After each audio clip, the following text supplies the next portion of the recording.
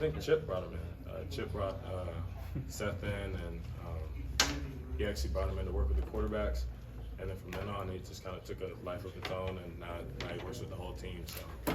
Did you guys play chess before? I think the only one that played was Chase Griffin, and so and he played exactly, of course, right? I think the only one that played was Chase, but I think now all the quarterbacks play. Yeah, if you don't play, we can consider you a loser or a weirdo. You guys mentioned being competitive during practice. 1v1, who wins, offense or defense, and why? I think it's off and on throughout the day. Don't let them sit here and lie to you. Don't let them sit here and lie to you. You get them some days, they get us some days. It goes back and forth. But yeah, man, it gets competitive though, for sure. Yeah, I mean, just to go out there and go against this guy, I'm always like in the middle of the play. I'm telling D, don't throw the ball here. I'm gonna pick it off. But yeah, so it's pretty much even. You know what I mean? Some days we have days, and some days they have days. And I mean, like I said, that's how you want things to be. You don't want things to be one-sided. We don't want to win all the time. So it's good that we have this guy. You know what I mean? Orchestrating everything at quarterback. So it's pretty even. What is the DTR? What is the biggest thing for you guys to do in terms of finishing games so that the team overall can move to the next level? Yeah, and I think it's what I've been preaching the whole time. It's a we, not me team. And so being connected, staying together. And, if you hit somebody with your finger, you're not going to do much. But if you hit somebody with your fist, you're going to do a whole lot of damage. So that's what we're going to do this year. We're going to stay together through thick and thin and see where the chips land. Q, from your point of view, what have you seen, or what has been the most improvement you've seen from the offense, and then vice versa? Okay, we actually have this conversation a lot. The most improvement that I saw just for him, I'm speaking about offense, but I'm speaking on him, just how he handled his teammates. This guy, he's always there with his teammates every day. After practice, he's bringing the receivers out, and he's bringing the running backs out, taking snaps from his old linemen. Each player on each position group is from the offensive side. They're always out getting extra work in, and when they come together at 7-on-7, you can just tell. The chemistry is there, the connection is there. He's looking fluid in his drops.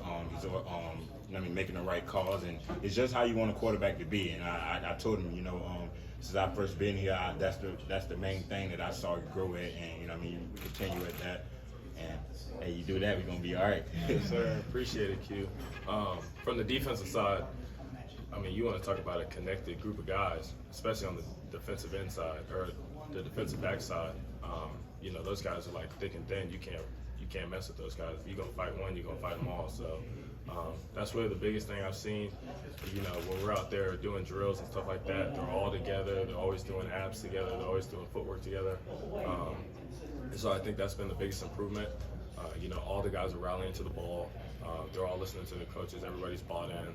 And so, when you have a leader like this guy on the other side of the ball, it makes it a lot easier. He's just like me out there. So, I see myself in him. We're always hanging out with each other. We're always talking and always talking ball. So, when you have a guy out there leading the guys, I have no worries on that side of the ball. You guys have talked about your offense, your defense. What about your special teams, especially return teams? UCLA has not had really explosive people running back kicks in years.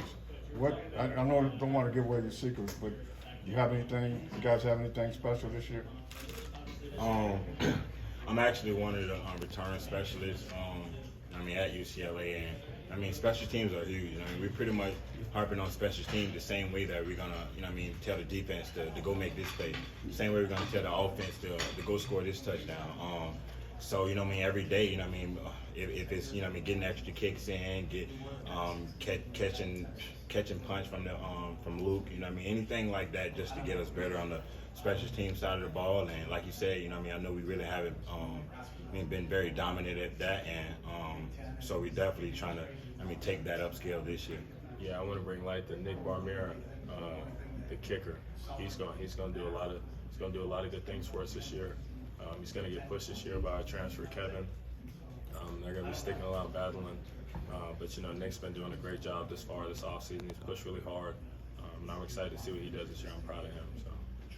Guys, in college, rivalries are real important. Last year you suffered a tough loss to USC.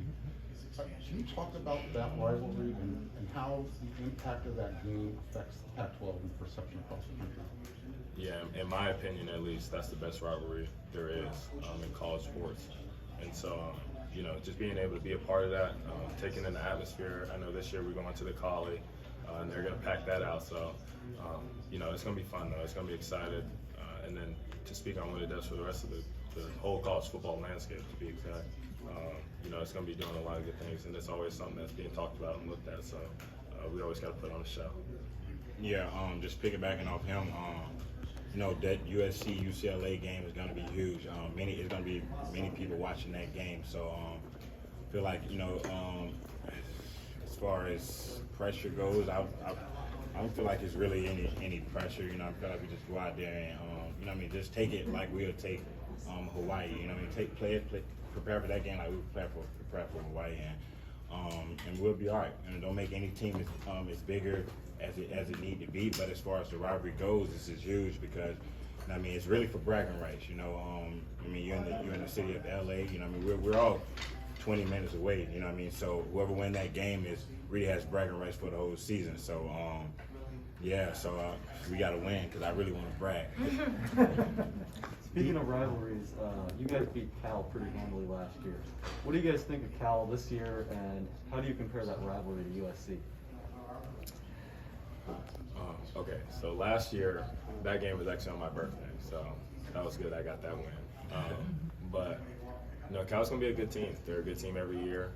You know, I can't count last year. Last year was with COVID and all that stuff, and they had a bunch of guys go down and all that stuff, so I can't even count last year. But, you know, they're going to be a good team this year. They got Chase back there again, and they're going to be a good team, so I'm excited to play them this year, too.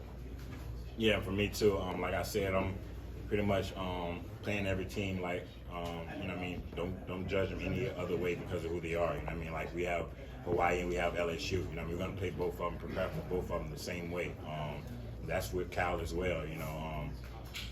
But like you said, we won last season, and we're not going off last season. We're going off this season, and it's a lot of work to be put in this season. And feel like we take care of business every week, we'll be all right.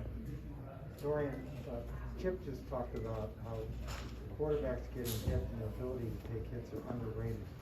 When did you find out, maybe as a younger player, that you could take a hit, stare down a defensive lineman, and pop up, and still be able to bump it? Yeah, I realized that game one. You know, not having the stable offensive line I have this year. You know, you take a lot of hits back there and stuff like that, and you got to get up at the end of the day. So, you know, like Coach said, it is underrated, but you know, at the end of the day, it's part of the game. So that's what I signed up for. Do you learn how to fall? Is it instinctual? So you don't get hurt. Yeah, exactly. It's definitely a skill you gotta learn to be able to go down with the pile, go down with everybody going down with you. So, and again with sliding and all that too. So it's definitely a skill I've learned over time with many practice. Thank you. DTR, with this being like your fourth season as starter, do you feel that there's pressure on you to finally get the Bruins, you know, over the hump and have a winning season?